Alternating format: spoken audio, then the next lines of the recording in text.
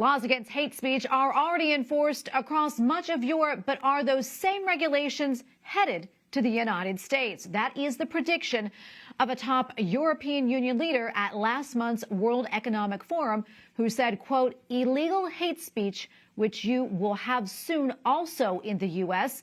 I think that we have a strong reason why we have this in the criminal law. And joining us tonight with more is Cherise Trump, Executive Director of Speech First. Cherise, always a pleasure to have you with us. For those who are not familiar with these hate speech laws in Europe, can you quickly tell us a little bit about them? And do those laws differ from country to country? Yeah, I think it's really important to recognize the major differences between the U.S. legal system and much of the Western European countries, as well as Canada, because I think when Americans think of the West, right, we think that we all have very similar legal systems and that we have similar rights and protections of our individual liberties. But that's actually not the case at all. In fact, the United States is very unique in that our law says, or our Constitution says, that Congress shall make no law abridging the right to the freedom of speech.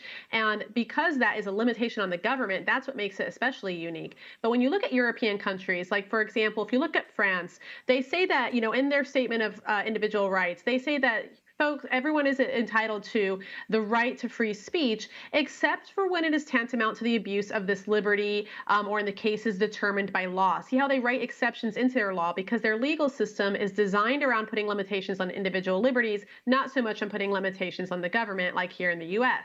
Even Germany's laws say that their rights should actually find limitations in the provisions of general laws, provisions for protection of young persons, and in the right to personal honor can be considered a provision of how your free speech rights might be limited. So you can see how the government in a lot of these European countries gives itself a lot of leeway to impose restrictions on what they call hate speech, which then again, who defines what hate is, right? So it's a very subjective term.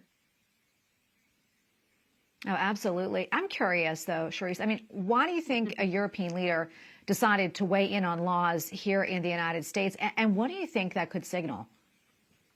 I mean, that's an excellent question, because it does kind of convey the message that they know something that we don't, as if it's coming our way soon and we should prepare ourselves. But we have seen speech codes taking place on college campuses and in social media, and I think that's what they're kind of going off here. You see that there's misinformation laws and hate speech, not laws, but actual codes being enforced on companies like Twitter by itself, through the FBI. So there is some sort of door being cracked open here with those who are trying to control what people are saying, as well as on university campuses. So I think what, this World Economic Forum, you see these European elites telling us they're coming to us soon, is because they think there's an opening here for that to happen. But again, there is a very unique culture in the United States when it comes to free speech that I think Europeans have a very difficult time wrapping their heads around, because it is something that is very unique. And our U.S. Supreme Court actually has held up time and time again that there is no hate speech exception to the First Amendment. There's no offensive speech exception, and there's no misinformation exception to the First Amendment. So that is something that even most recently in a 2019 lawsuit, the Supreme Court voted unanimously saying that offensive speech is not something that is going to be limited by the First Amendment. Yeah, and Cherise, I want to go back to what you had mentioned about the censorship that is at some colleges and on social media. I mean, is that even legal? Can they do that? And who determines what's so-called misinformation?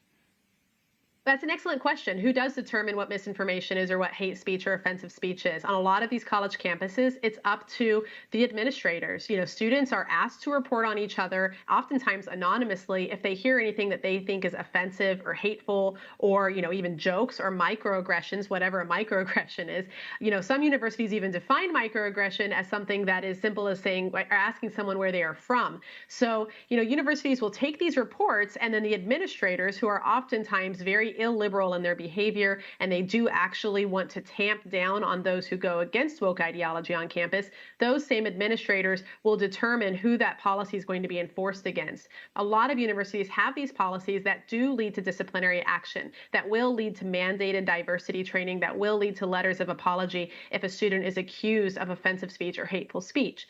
In the case of a public state university that is taxpayer funded, therefore an extension of the state, they are very much beholden to the First Amendment. So they cannot restrict students' constitutionally protected speech rights. And that's something that's really important for students to recognize when they're on campus. Well, Charisse, thank you so much for your time today and for weighing in on this very important topic. We appreciate it. Always happy to be on.